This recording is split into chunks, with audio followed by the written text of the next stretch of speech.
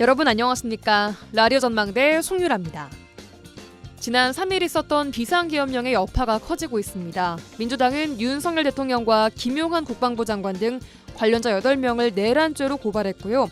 오는 7일 7시 대통령 탄핵안을 의결하기로 했습니다. 현직 경찰이 경찰청장을 고발한 일도 있었는데요. 여파는 국내에 그치지 않고 해외에서도 전해지고 있습니다. 미국 백악관에서는 깊은 우려를 야기했다. 한국의 민주주의에 대해 공개적으로 목소리를 내겠다는 입장을 냈고요. 미 국무부에서는 이번 계엄령은 완전한 오판이며 문제적이고 불법적이라고 공개적으로 부정적 입장을 냈습니다. 중국에서는 사랑하는 여자를 위해 전 세계에 적을 자처했다. 대통령이 직접 쿠데타를 일으켰다. 이런 다소 조롱 섞인 해석까지 나오고 있습니다. 자, 이렇게 국내외적으로 어려운 가운데 공천 개입 의혹의 핵심 인물인 명태균 씨가 윤 대통령에게 조언을 했습니다. 단단한 콘크리트는 질 좋은 시멘트만으로 만들어지지 않는다. 모난 자갈과 거친 모래를 각종 상황에 따라 비율대로 잘 섞어야 만들어진다. 이것이 국정 운영이다. 질 좋은 시멘트는 대통령을 지지하는 아첨꾼, 모난 자갈은 야당과 윤 정부를 반대하는 세력, 모래는 윤 정부를 비판하는 언론이라고 했다죠. 자, 이 사태를 촉발한 이유 중 한 인물이 도리어 조언을 하는 상황. 우리 속담에 이런 말이 있습니다. 한 대 앉아서 음지 걱정한다.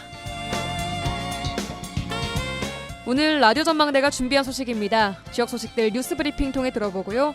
비상계엄령 선포 이후에 소용돌이치는 국내외 상황들 조선대학교 공진성 교수와 함께 이야기해보겠습니다. 그리고 이번 주 취재기 민원 해결사 이번 주 이 노래까지 이어집니다. 잠시 후에 뵙죠.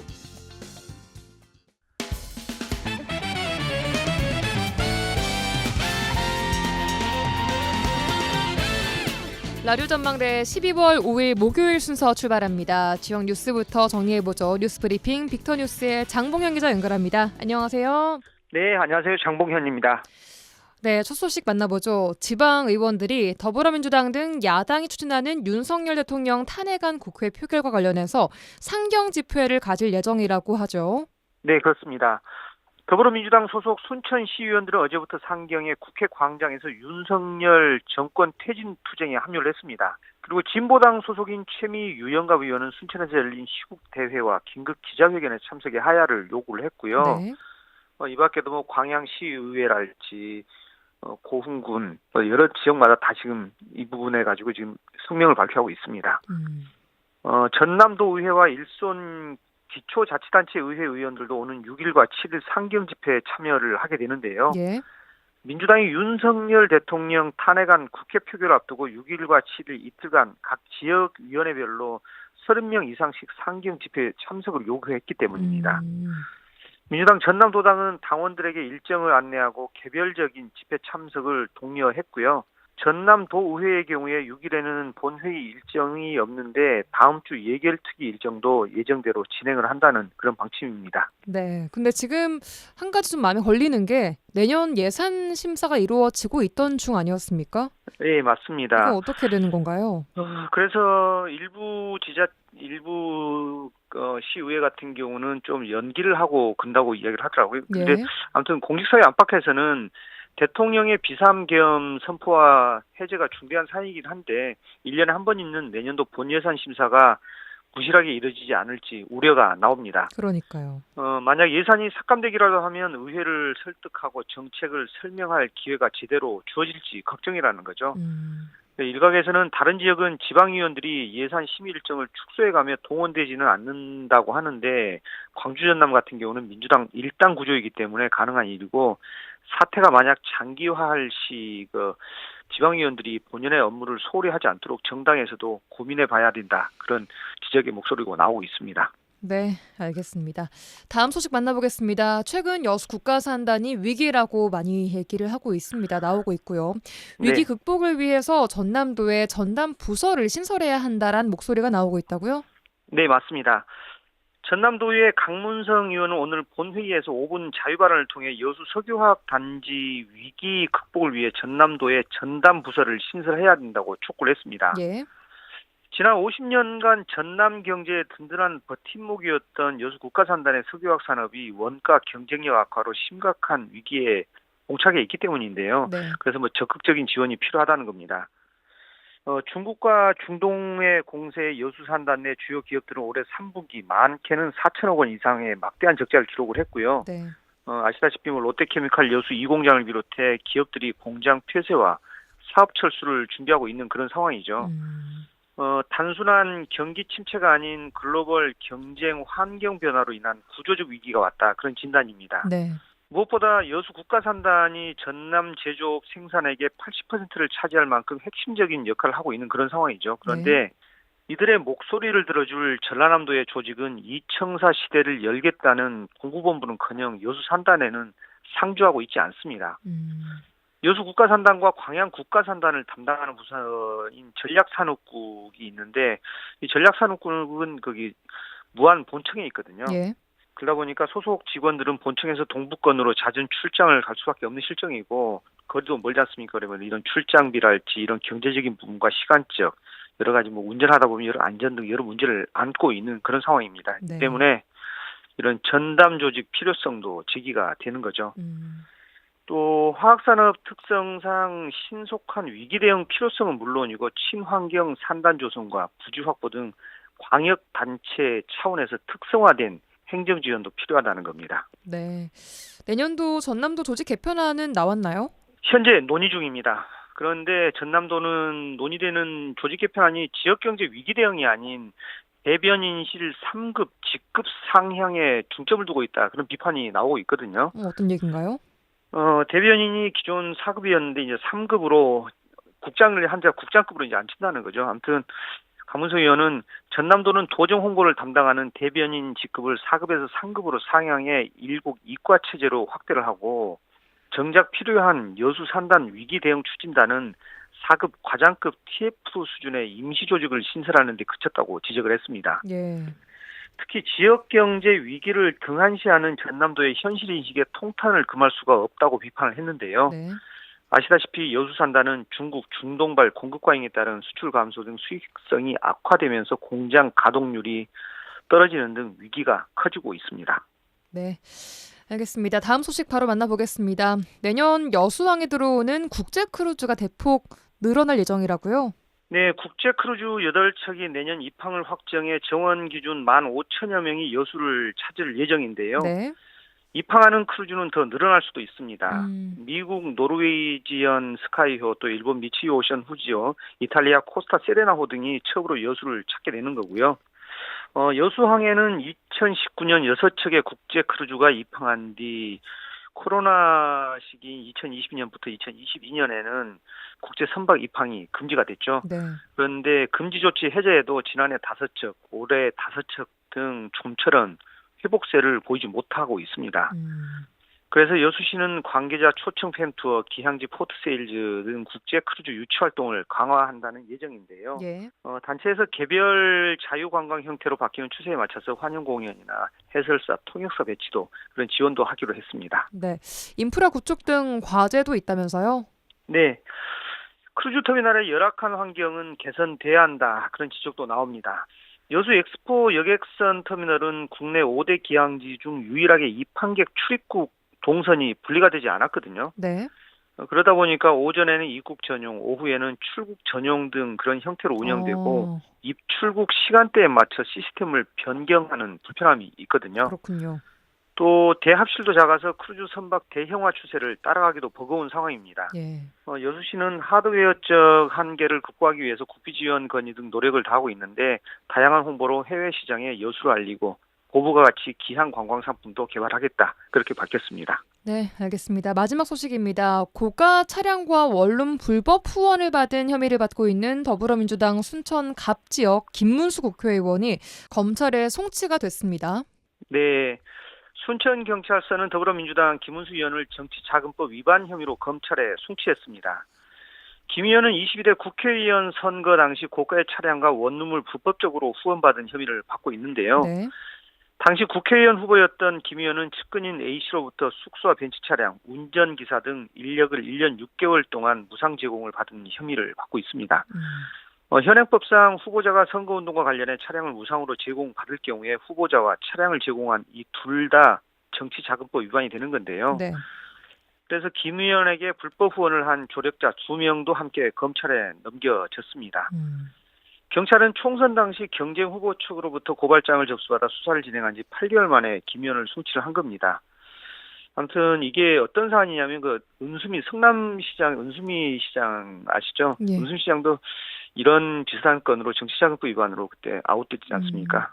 아무튼 김 의원 측 관계자는 보좌진의 차량에 몇 차례 타고 보좌진이 임차한 원룸에서 몇 차례 잔 것뿐이다. 그렇게 반박을 하고 있는 그런 상황입니다. 네, 알겠습니다. 후보 시절부터 이 건 가지고 많이 얘기가 좀 나왔었는데 결국 검찰 송치가 됐군요. 네, 그렇습니다. 알겠습니다. 자, 뉴스브리핑 빅터뉴스의 장봉현 기자와 함께했습니다. 고맙습니다. 네, 수고하셨습니다.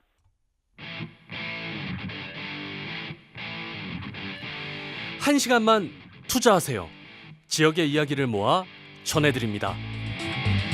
지역 시사는 역시 여수 MBC 송유라의 라디오 전망대.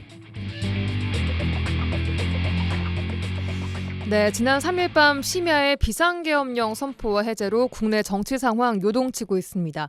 민주당을 포함한 야 6당이 탄핵안을 냈고 7일 오후에 표결 예정인데요. 자세한 국내외 정치 상황 짚어보겠습니다. 조선대학교 정치외교학과 공진성 교수 연결돼 있습니다. 교수님 나와 계신가요? 예, 안녕하십니까? 네, 안녕하세요. 네, 교수님 이번 대통령의 심야 기습 비상계엄령 선포 어떻게 보셨습니까?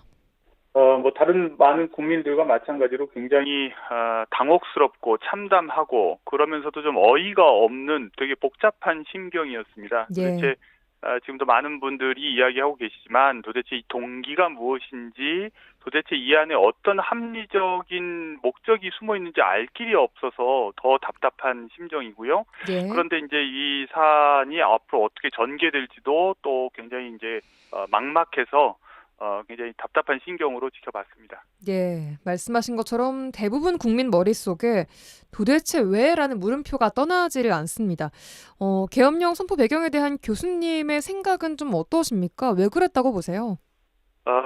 잘 한번 좀 따져보면 일단 이제 구조적 요인으로 언급할 수 있는 것은 이제 여소야대라고 하는 이제 구조적 조건이겠죠. 그래서 행정부, 그러니까 정부와 이제 의회의 다수당을 차지하고 있는 야당 사이의 비토크라시, 그러니까 서로 상대를 거부하는 이것이 이제 계속 2년 반 동안 이제 지속되어 왔습니다. 그러니까 네. 이런 교착 국면이 근본적으로 깔려 있고 이것이 이제 대통령의 어떤 행동이나 판단에 영향을 일단 준 것 같고, 그다음에 이제 계기적 요소인데 이제 오늘 민주당에서는 감사원장과 이제 검사들 탄핵안을 이제 통과시켰는데요. 이제 네. 이것들이 원래 이제 예정되어 있기도 했고, 또 김건희 여사와 관련된 이제 특검법의 이제 재표결도 예정되어 있었고, 이제 이런 계기적 요소가 대통령의 어떤 선택을 부추긴 것은 아닌가 하는 이제 이런 의심도 해볼 수 있겠고, 근데 저는 또 이제 가장 결정적인 것은 이런 계엄 관련된 담화문에서 드러나는 대통령의 이제 세계 인식인데요. 네. 굉장히 그 다수 국민과는 동떨어진 어떤 망상 속에 빠져 계시는 것이 아닌가. 계속해서 종북 세력 얘기하고 반국가 세력이 어쩌고 하는 이 모든 언설들을 미루어 보면 예. 정말 아주 소수 한 줌의 이런 극우 음모론자들이나 생각할 법한 것에 지금 굉장히 사로잡혀 있고 그 망상 속에서 마치 돈키호테처럼 존재하지 않는 거대한 허구적 적에 맞서서 자신이 의롭게 싸우고 있다고 착각하고 계시는 것이 아닌가. 이런 복합적인 요소가 결합되어서 계기적으로 우발적으로 충동적으로 계엄령 선포라고 하는 일이 이제 나온 것이 아닌가 이렇게 생각합니다. 예. 그리고 이어서 나온 것이 포고령이었는데 제1호 포고령에 대해서 정치활동 금지 등의 내용 담겼습니다. 이런 내용들이 위헌적 요소란 얘기가 나오고요. 전공의 복귀도 뜬금없다 이런 이야기가 나옵니다. 포고령 내용에 대해서는 어떤 말씀 주시겠습니까? 예, 이것이 제가 이제 좀 전에 대통령을 이제 인격적 차원에서 약간 망상에 빠져 있는 것이 아닌가 이런 생각을 했는데요. 예. 그런 의미에서 이게 짧게 6시간 만에 이제 일단락이 됐는데, 그런 의미에서 뭐 일장춘몽이라고 동몽이라고 해야겠죠. 그러니까 한겨울밤에 이제 잠깐 꿈을 꿨다고 가정하면 예. 그 꿈 속에서 본인이 이루고 싶은 위시리스트가 나열되어 있는 느낌입니다. 그 그러니까 포고령이요. 예. 좀 이 세상에서 사라졌으면 하는 것, 사라져줬으면 하는 것들을 열거하고 있는데 첫 번째로 정치인들입니다. 그러니까 이제 정치 활동을 금지하죠. 그리고 비판 언론들입니다. 예. 그러니까 뭐 김어준이라든지 이런 사람들 없어져 줬으면 좋겠다. 그러고 나서 노조 없었으면 좋겠다. 그리고 마지막에 의사들도 다 처단하고 싶다.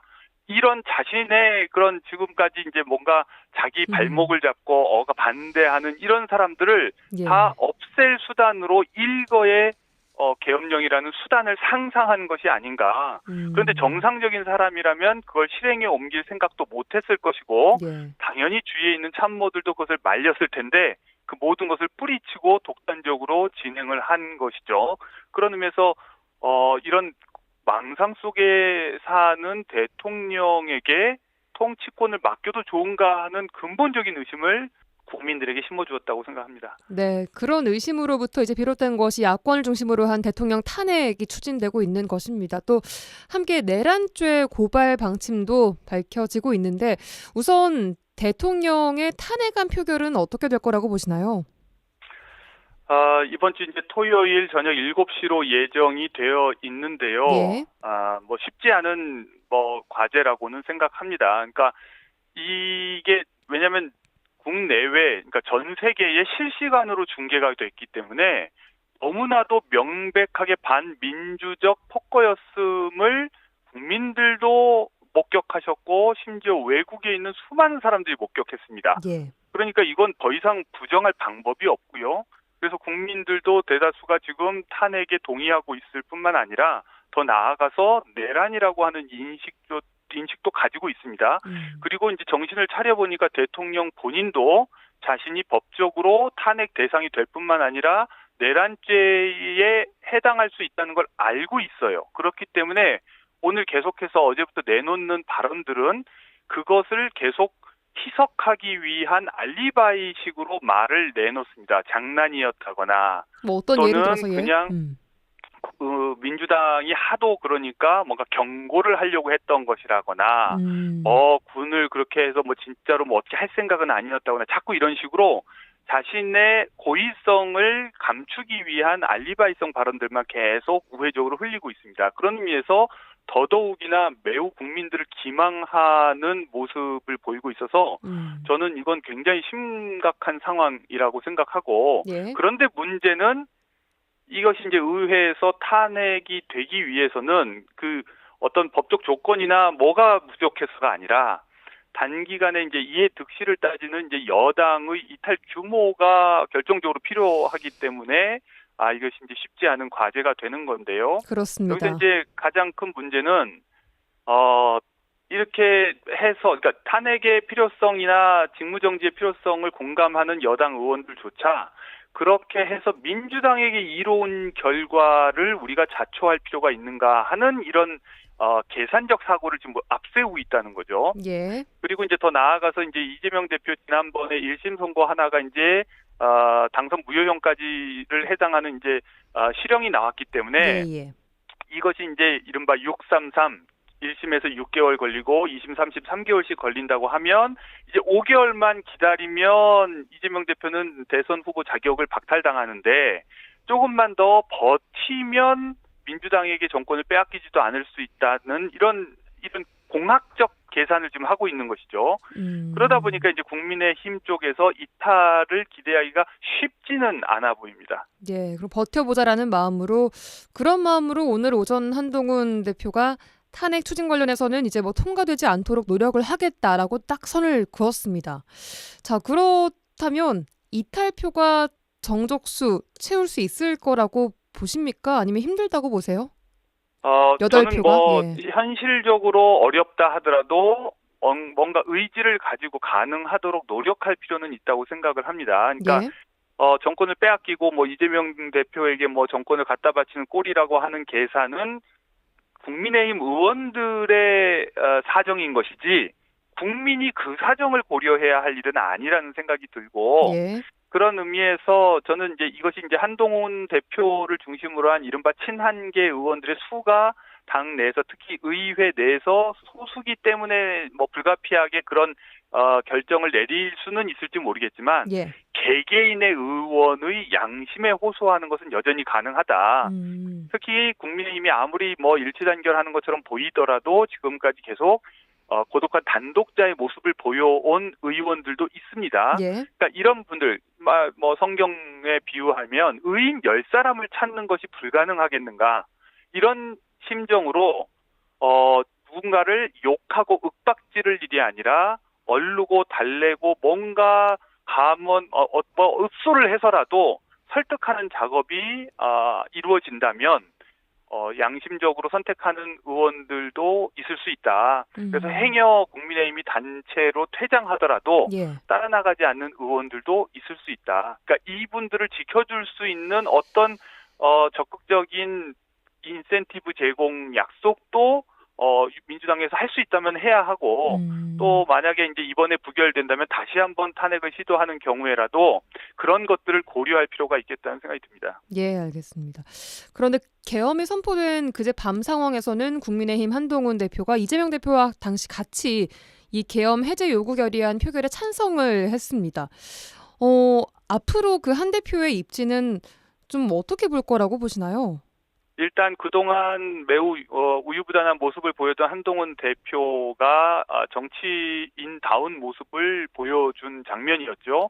그런 의미에서 이제 명분 면에서는 한동훈 대표의 이 입지가 조금 더 넓어졌다고는 생각할 수 있지만 예. 여전히 당 내에서 이제 물리적 조건이 여전히 이제 열악한 것은 사실이고 더 나아가서 이제 집단적으로 국민의힘 의원들과 지지자들 사이에서 과거 탄핵의 경험 때문에 거기에 함부로 이제 동조했다가는 영원히 이제 낙인 찍히거나 배신자로 배제되는 이제 이런 약간 잘못된 학습의 결과가 작동하고 있는 것 같습니다. 네. 그러니까 이제 과거 사안에서 우리가 좋은 것을 배우고 뭔가 바람직한 쪽으로 교훈을 도출해야 되는데 자꾸 이제 그렇게 해서 정치적 입지가 약해진 사람들을 보면서 나는 그러니까 이러지 말아야지 이제 이런 결론들을 잘못 도출하는 거거든요. 네. 그러다 보니까 이제 한동훈 대표의 명분은 분명히 있지만 예.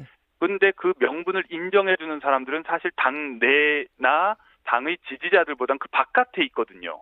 그렇기 때문에 사실 당 내나 지지자들 내부에서의 입지가 그렇게 넓어졌다고 보기에는 또 쉽지 않은 측면이 있습니다. 알겠습니다. 자, 그럼 외교적 후폭풍도 짚어보겠습니다. 이번 계엄령 선포에 당황한 건 미국도 마찬가지였습니다. 미 백악관도 전혀 관련 통보를 받은 적이 없다라고 밝히면서 미국 정부에서 강력하고 직접적인 경고까지 나왔습니다. 한미 동맹 내지는 한미 관계에 미칠 영향은 뭐라고 보십니까?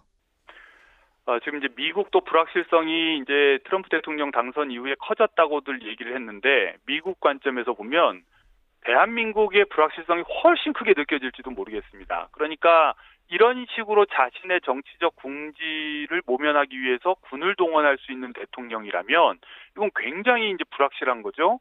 더 나아가서 우리가 이제 보통 북한의 핵무기를 가지고 있는 것을 문제시하는 이유가 뭔가 합리적인 정책 결정을 하지 못하는 미치광이 어떤 독재자가 핵무기를 가지고 있는 것이 위험하다 이런 식의 말을 했는데 이렇게 되면 앞으로 대한민국이 군사적으로 독자적인 작전을 수행할 능력이 있다고 과연 보겠습니까? 아니면 어떤 약속이나 어떤 안정적인 예측을 하면서 대한민국과 뭘 할 수 있다고 생각하겠습니까? 그러니까 굉장히 위험한 나라라는 인식이 커진 거죠. 그러면서 이제 이 리스크의 핵심이 국민 일반이 아니라 대통령 한 사람이라는 점에서 한편으로는 굉장히 큰 위험이면서 동시에 그 부분만 제거한다면 동시에 해결될 수 있는 리스크라는 점에서 다행이라고 볼 측면도 있는 것 같습니다. 알겠습니다.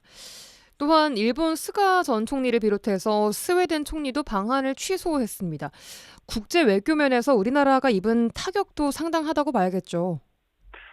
경제적으로도 지금 타격이 한두 가지가 아니지만 지금 전 세계에서 지금 국민들이 느끼는 그 창피함은 이루 말로 할 수가 없습니다. 그러니까 전 세계 많은 이제 친구를 둔 사람들은 문자로 안부 인사를 받았을 겁니다. 그러니까 지금 마치 우리나라가 정말 무슨 전쟁 중인 상황처럼 후진국인 것처럼 마치 여행 금지 국가라도 되는 것처럼 우려를 하고 예. 군대가 심지어 의회를 봉쇄하고 이런 모습들이 전 세계로 송출된 이상 자국의 정치적 정상들이 방문하는 것은 당분간 당연히 자제될 것이고 예. 그리고 이렇게 정치적 위상이 불안정한 대통령과 어떠한 정치적 결정이나 의논도 하지 않을 것입니다. 이건 굉장히 심대한 타격입니다.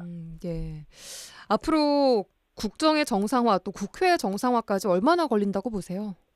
최대한 이 기간을 저는 단축하는 것이 국민과 국가를 위해서 바람직하다고 생각하는데 예. 문제는 지금 여당 의원들이 단기적으로 자당의 이익과 자기들의 이익 그리고 반사적으로 민주당이나 이재명 대표가 얻을 이익 때문에 뭔가 이걸 반대하면 이 기간이 마냥 길어질 수 있죠. 전 그 점에서 굉장히 안타깝게 생각하고 예. 가능하면 이 기간이 단축될 수 있으면 좋겠고 그걸 위해서는 민주당도 야당도 뭔가 희생하는 각오가 필요하다고 생각합니다. 네, 알겠습니다. 오늘 말씀 여기까지 듣겠습니다. 조선대학교 정치외교학과 공진성 교수였습니다. 오늘 말씀 고맙습니다. 예, 안녕히 계십시오.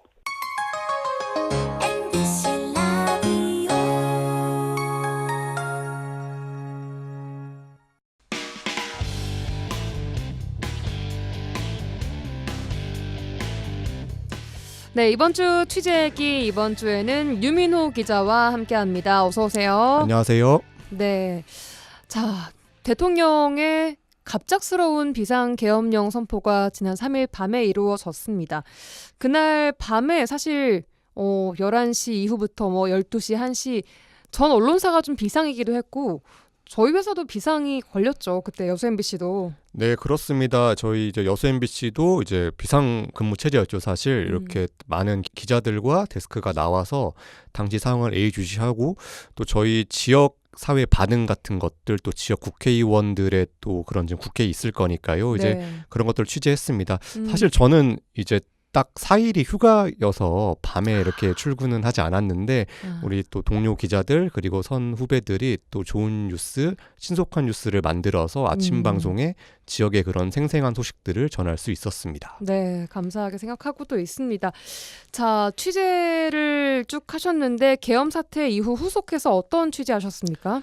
네, 일단 계엄 사태잖아요. 일단 비상계엄이 내려진 건데 이 우리나라의 첫 계엄이 바로 이제 여순 사건 때문에 비상계엄이 이제 이루어졌거든요. 이거의 좀 역사적 맥락을 짚어보고 또 우리 지역에는 어떤 의미가 있는지 좀 찬찬히 짚어봤습니다. 네. 일단 1948년 10월 25일 이 대한민국 정부가 이제 8월 15일 날 이제 수립이 됐는데 두 달이 조금 넘었죠. 이제 이승만 대통령이 국무회의 의결을 거쳐서 여수와 순천 일대에 비상계엄을 선포했습니다. 아시다시피 이 제주 4.3 토벌작전 출동 명령을 받은 이 국방경비대 14연대를 진압하기 위해서인데요. 이 계엄령 선포 이후 이제 호남 계엄지구 사령부가 들어섰고 이 계엄사가 지역의 사법권과 행정권을 장악했고 군법회의를 거쳐 민간인과 군인을 처형하기 시작했습니다. 이 최초의 계엄령이 그러니까 이제 현대사의 비극 여순 사건을 촉발한 건데 이 군법회의 기록에 따르면 이제 공식적인 기록에는 2,900명이 이제 희생당했다라고 나와 있고 이 학계에서는 적어도 2만 명 이상이 이 희생당했을 거라 추산하고 있습니다. 그렇기 때문에 이번 계엄이 우리 지역사회에 더 무겁고 엄중하게 다가온다 이렇게 생각이 됩니다. 사실 그런 역사적인 아픔, 트라우마를 직접 겪지 않았어도 나의 가족이나 주변이나 혹은 먼 친척이나 이렇게 겪었던 분들이 느끼기에는 그 계엄령이란 단어 자체가 주는 뭐랄까요, 심각성 또 무서움, 두려움 이런 것들이 컸을 것 같은데 실제로 취재를 하시면서 느낀 지역 분위기는 좀 어떠셨나요? 네, 그렇죠. 당연히 이제 사실상 이제 희생자 분들은 당시 이제 계엄을 이제 직접 목격하신 분들은 이제 저도 알아봤는데 거의 이제 생존을 안 하신 것 같아요. 이제 다들 이제 돌아가시거나 이렇게 하신 건데 그래도 이제 후손분들이 남아 있고 희생자 유족들이 있지 않습니까? 이런 분들이 느끼기에는 그 간밤의 그 12.3 계엄 사태가 정말 이제 어떻게 보면 간접적으로 되게 무섭게 다가왔겠죠. 이 취재하면서 느낀 지역 분위기라고 할 수 있을까요? 그냥 일상 대화에서도 정말 이번 사태는 정말 잘못된 것이다. 당장 대통령이 책임을 지고 물러나야 한다. 하야하라. 그리고 사죄해라. 그런 반응들이 취재하면서 그 일상에서도 느낄 수 있는 우리 지역 분위기였습니다. 네. 자, 이렇게 계엄령 사태 이후에 이제 역대 세 번째 대통령 탄핵안이 국회에 보고가 됐습니다. 정치적 파장이 한동안 계속될 걸로 보이는데 탄핵 정국이 미칠 지역의 영향, 특히 여순 사건 관련해서 어떤 것들이 있을까요? 일단 국회가 지금 이제 그 긴급 그 현안 질의를 하고 있고 곧 탄핵 표결도 있지 않습니까? 네. 정말 어떻게 한치 앞을 모르는 상황이죠. 근데 이제 여순 사건 유족이나 단체 쪽에 물어보니까 가장 좀 걱정이 되는 거는 최근에 이제 행안위에서 이제 여순 사건 특별법을 개정을 해서 진상조사 규명 기간을 연장하고 진상조사 보고서 작성 기한도 연장하는 그런 법이 이제 개정안 예, 통과가 됐죠. 예. 통과가 됐는데 이제 국회가 만약에 또 어떤 변수에 사로잡힐지 모르니까 이게 또 행안위를 통과했으면 법사위를 거치고 또 본회의에 상정이 되면 아마 올해 안에는 좀 개정이 좀 완료가 될 예정이었는데 뭐 국회 상황에 따라서 이것들이 조금 뭐 내년까지 좀 미뤄질 수 있다 이런 것에 대해서 좀 우려가 좀 커지고 있는 그런 상황입니다. 네, 아무래도 이 탄핵이라는 큰 사안 때문에 다른 사안들이 조금 뭐 밀리거나 묻히거나 할 수 있기 때문에 혹시 뭐 다른 지역 정가에 또 지방의회에 미치는 영향 같은 것들도 좀 취재해 보셨습니까? 네, 일따라 지금 여수, 순천, 광양 이제 시의회에서 굉장히 강도 높은 목소리로 이제 성명서를 내고 또 기자회견을 했는데요. 이제 또 어찌됐건 주말이 다가오고 있습니다. 주말을 앞두고 이제 일부 시민사회 단체나 이제 지역 정치권 인사들은 지역에 남아서 이제 뭐 촛불 문화제라든가 규탄 집회 같은 거 할 것 같고 예. 또 일부는 또 이제 서울로 올라가서 이제 그렇다더라고요. 광화문이나 이제 상경 집회 이런 거 하면서 좀 이제 우리 지역이 아까 말씀드린 것처럼 여순 사건이랑 또 이렇게 직간접적으로 계엄 사태가 연관이 돼 있기 때문에 좀 더 이렇게 다가오는 게 클 것 같아요. 그렇기 때문에 좀 분노도 더 큰 편이고 그렇기 때문에 아마 좀 이런 사태가 좀 더 오래 가지 않을까 그렇게 전망됩니다. 그렇습니다. 저희 전망대에서도 다각도로 지금 어떻게 대응을 하고 있는지 시민들의 이야기 또 정치권 이야기 다 듣고 있는데 주말을 좀 잘 지켜봐야 될 것 같고 다음 주에 또 어떻게 바뀔지 상황이 한번 지켜봐야 될 것 같습니다. 자, 이번 주 취재기 유민호 기자와 함께했습니다. 고맙습니다. 감사합니다.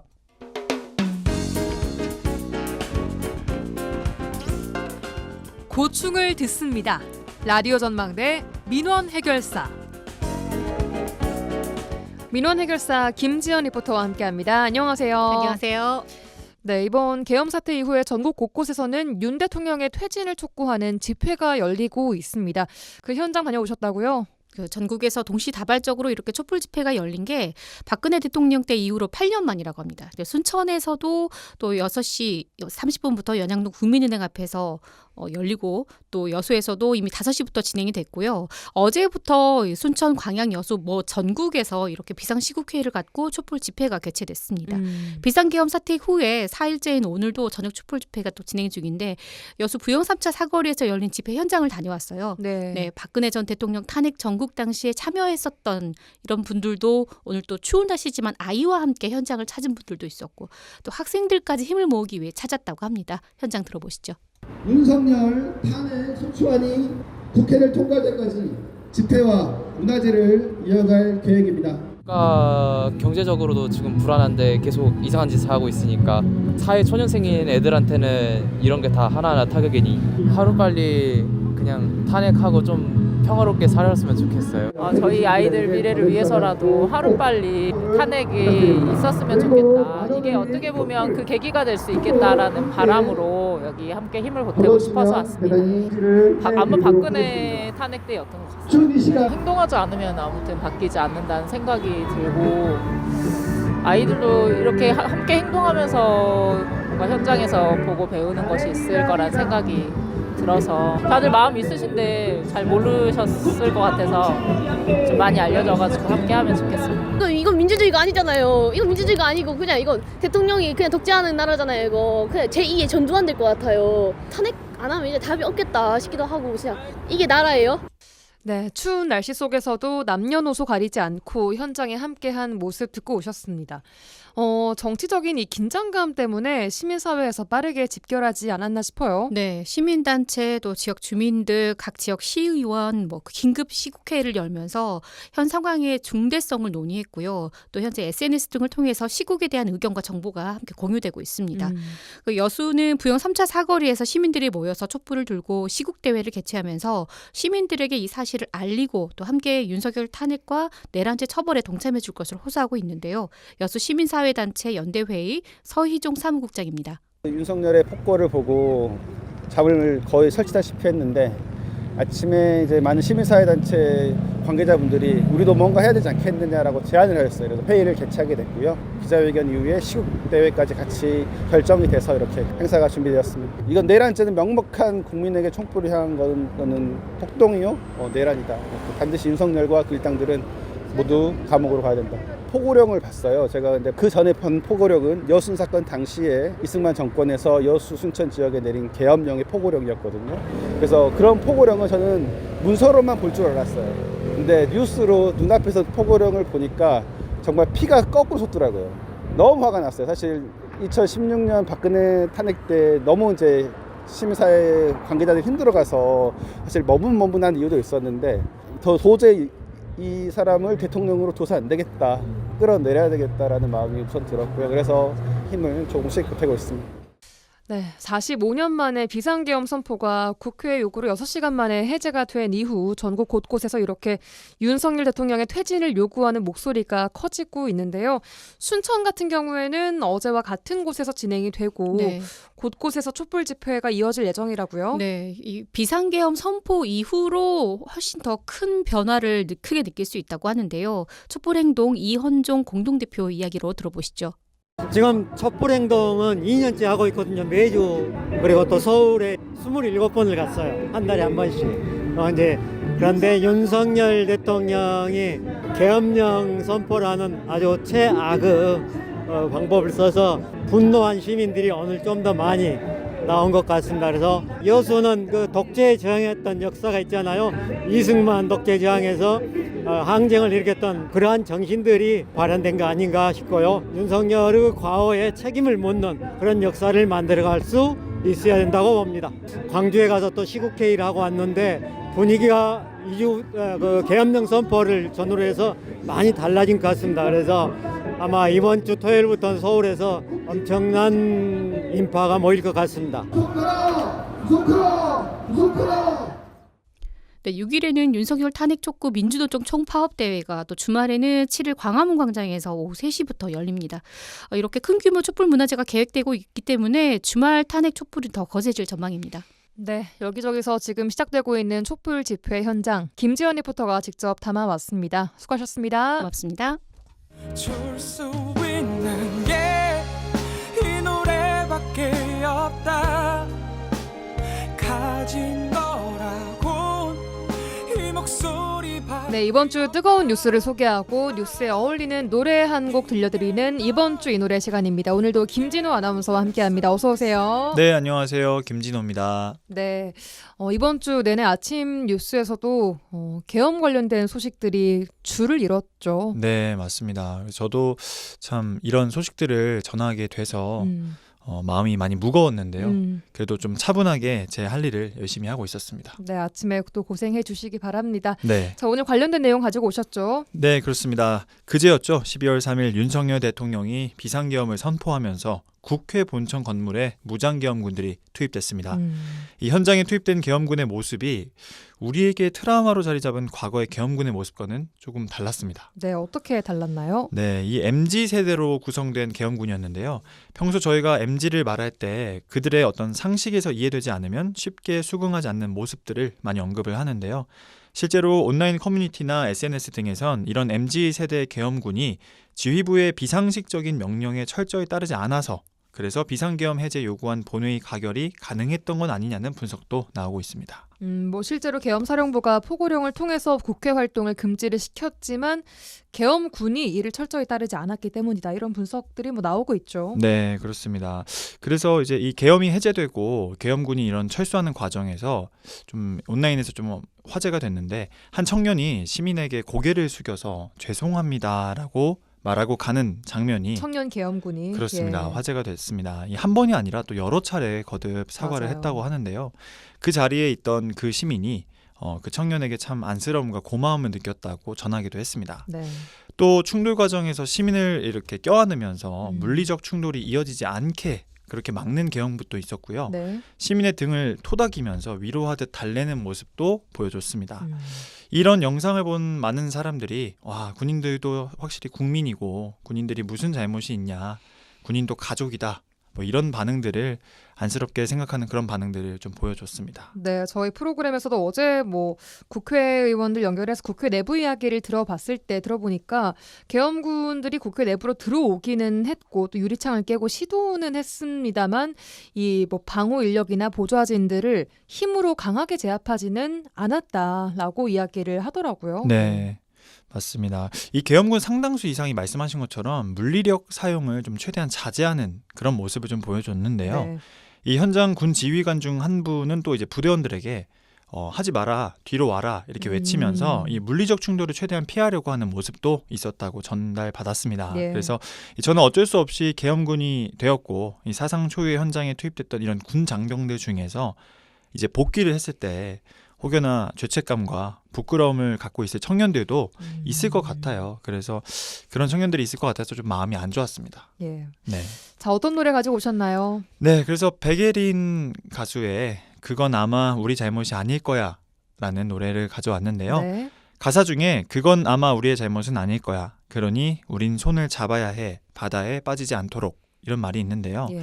계엄군에게 이 가사를 좀 전하고 싶어요. 우리의 잘못은 절대 아니고요.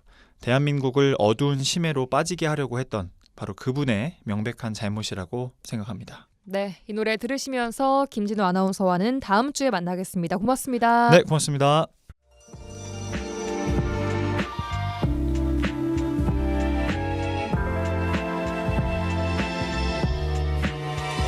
사실은 나도 잘 모르겠어. 불안한 마음은 어디에서 태어나 우리에게까지 온 건지.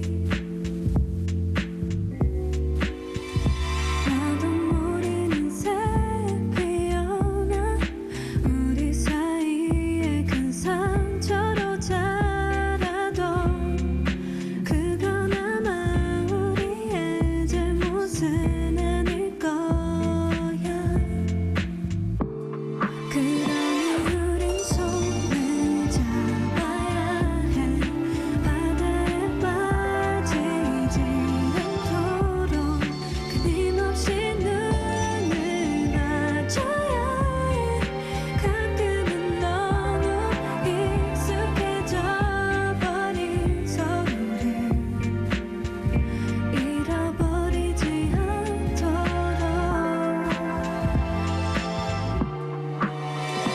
나도 모르는 새 피어나 우리 사이에 자주 아픔을 줘도 그건 아마 우리를 더 크게 해줄 거야. 그러니 우린 손을 잡아야 해. 바다에 빠지지 않도록 끊임없이 눈을 맞춰야 해. 가끔은 너무 익숙해져 버린 서로를 잃어버리지 않도록.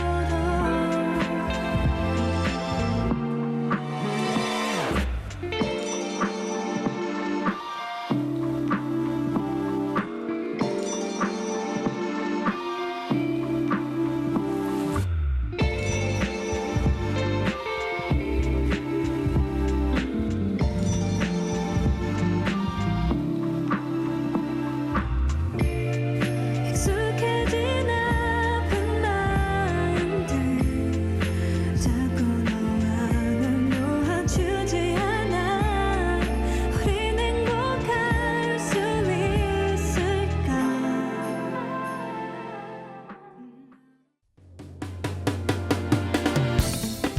라디오 전망대 12월 5일 목요일 순서 여기까지입니다. 저는 내일 돌아오겠습니다. 구성 이선화, 연출 송유라였습니다. 고맙습니다.